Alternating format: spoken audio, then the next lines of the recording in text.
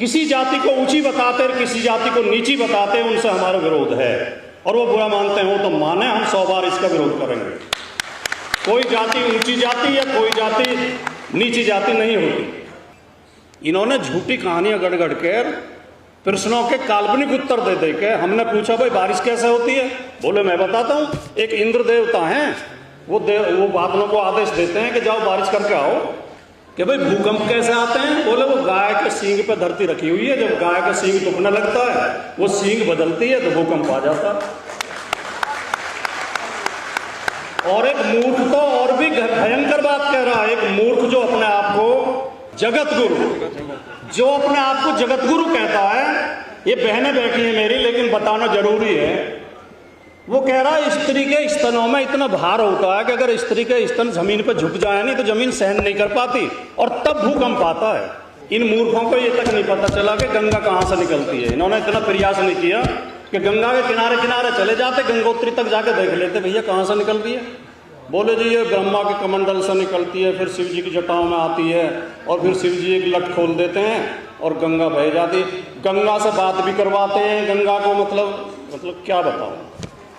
रामचरितमानस कहती है कि पूज्य विप्रशील गुणहीना शूद्र न गुणगुण ज्ञान प्रवीण, और कहती है कि ढोल गवार शूद्र पशुनारी सकल ताड़ना के अधिकारी।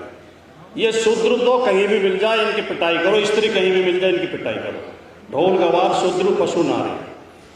और हम पैसे खर्च करके, उधार लेके, कर्जा करके और पंडित जी के लिए खीर बना के और माइक लगा के इनके चौपाइयों को अपने घर में गवा रहे हैं जो हमें गाली दे रही हैं।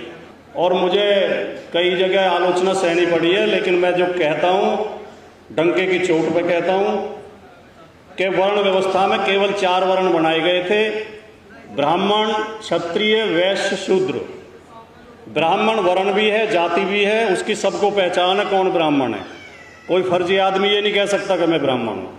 क्षत्रिय जाति भी है, वर्ण भी है, वैश्य जाति भी है, वर्ण भी है। बाकी जो बचे वो सब शूद्र हैं और 5वां कोई वर्ण ही नहीं था हिंदू व्यवस्था में, वर्ण व्यवस्था में।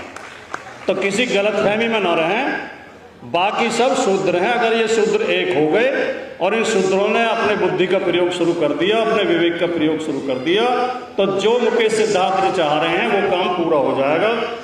हमें बता रखा है कि कुछ लोग मुंह से पैदा हुए थे, कुछ उदर से पैदा हुए थे, कुछ भुजाओं से पैदा हुए थे, कुछ चरणों से पैदा हुए थे। और अगर हम इस बात पर विश्वास कर रहे हैं तो हम मूर्ख हैं या नहीं हैं?